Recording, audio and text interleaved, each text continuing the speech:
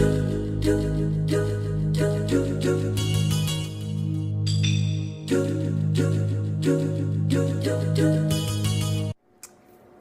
we're going to take a look at imports. Well, don't know if I'd say we'll take a look at imports, but we're going to discuss imports. And I'm going to go through some of my early memories and some of my favorite consoles and whatnot that really got me into the import scene, and how basically my life with imports and how it began, sort of how it matured, and then how it eventually sort of tapered and fell off or collapsed or whatever. So let's rewind the clock many years ago to when the Famicom was around. I actually had a childhood friend who moved from Japan to Canada, and he had a Famicom, and he had Dragon Quest. Now, it's funny, I've talked about this many times, about this particular friend. We would go through high school together, and he was my main source of imports. When we used to play the Dragon, like I've played all the Dragon Quests with his help. I got so good at it that I would memorize different characters and what they meant, the Japanese characters, that is, and what they meant, and then I could sort of play on my own, but I could never really get the story and whatnot.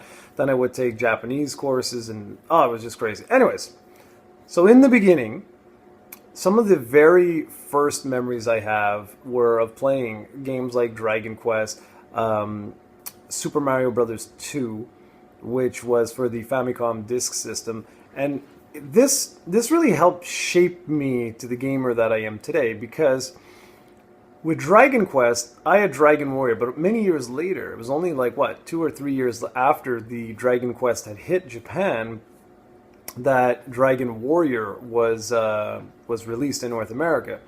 And while it was so cool to finally be able to play that game in English, what always impressed me, what always really amazed me, was the fact that I'd already played this years earlier, and I don't know what that did to me, but that really sparked something inside me to say, you know what, importing is amazing. It's amazing, and it really was amazing. It was just this incredible feeling that you were able to play something that no one else around you had played. And it was also really cool because back then, with magazines like Nintendo Power and EGM and all these other ones, GamePro, it was really cool. You could flip through these magazines and you'd see again, Dragon Quest. They would go through and say, Dragon Quest V, coming soon. And you'd look and you'd be like, well, I'm already playing it. And that was just an amazing feeling. And what's weird is that we did try to go through some of the Final Fantasies, but neither one of us were ever as big a fan of Final Fantasy as we were of Dragon Quest. Dragon Quest was like our series, me and my buddy. And years later, well, not years later, but during the same time, we would be introduced to not only RPGs, but like I said, there was Super Mario Brothers 2, the real, what you know as the Lost Levels. That was so cool. That was awesome. When Super Mario Brothers 2 came out here, and it was a radically different game, I was scratching my head going, what the hell? That's not the Super Mario Brothers 2 that I had played.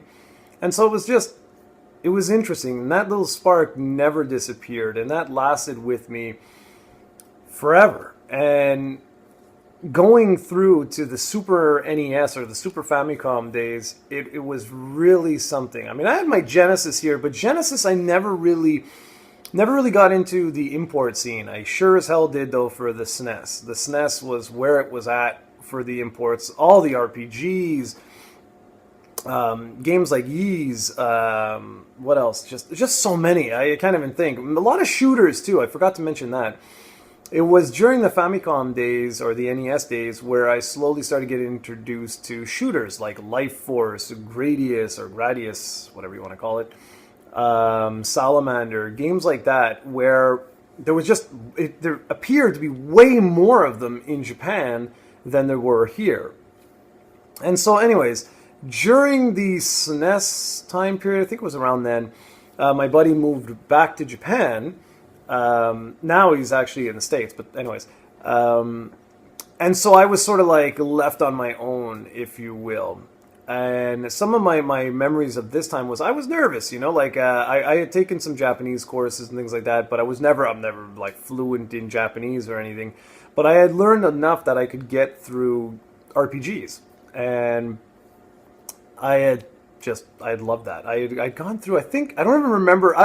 If you watch some of these old videos, my memories are probably going to be a little bit off. But I don't remember what the last one. I think Dragon Quest. I'm not sure if we went through Dragon Quest 6 together or not, because back then we used to play so many games, it was unbelievable. So I'm not sure. Yeah, I'm not sure if we went through that one or not, or if it was the remake of Dragon Quest 3. But anyways, whatever. When the next systems came out, Sega Saturn, the PlayStation, I actually imported a PlayStation 1 and I imported a Sega Saturn because I had to. I had no choice, and you'll see why in a sec.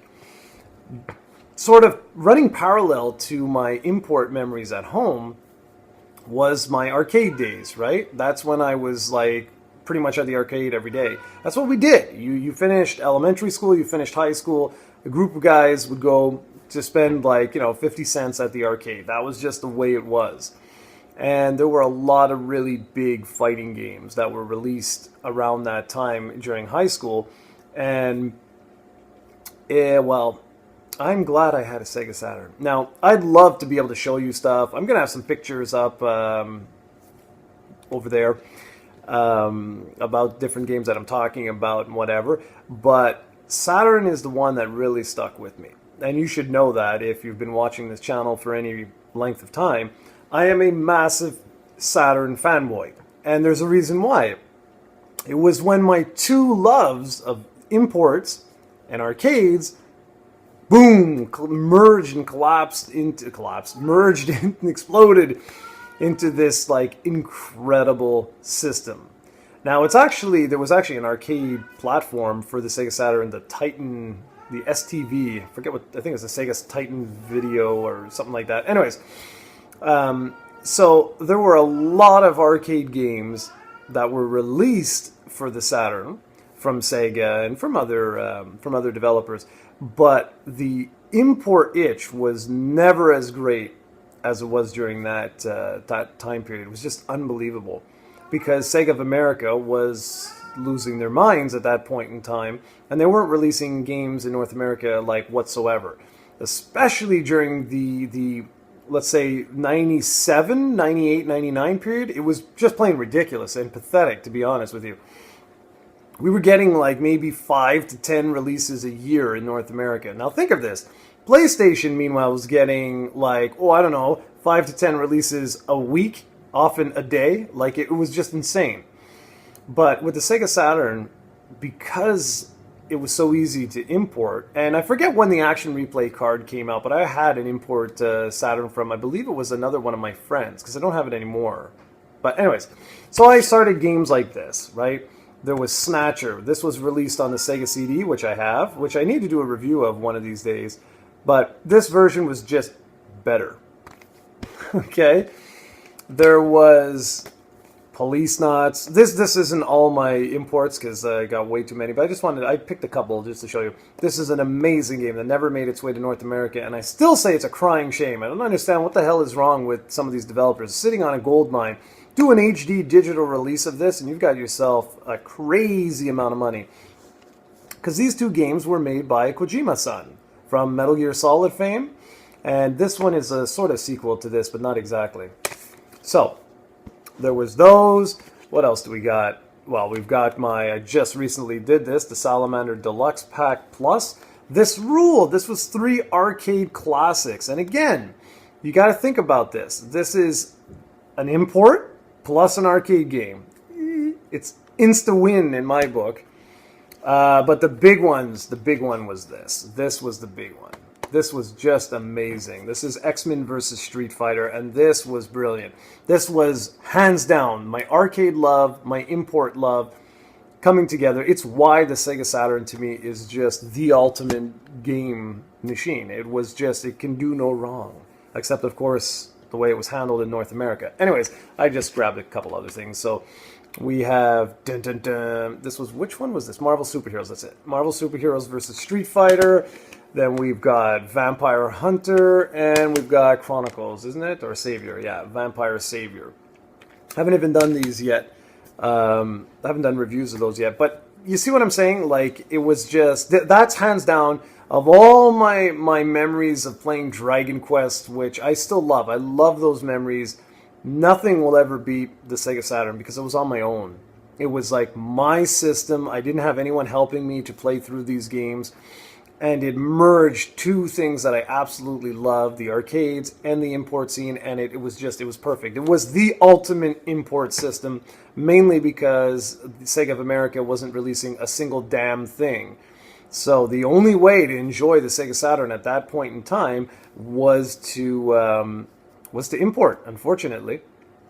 So after that, I had imported a couple of things for the N64, like Sin and Punishment, which was still a really good game. I really enjoyed that. I picked up the 64 disc drive and Doshin the Giant and a few other things like the F-Zero track editor. But it started to fizzle out a bit around that time. After this particular generation, we had the GameCube, the PlayStation 2, and the Xbox. My PlayStation,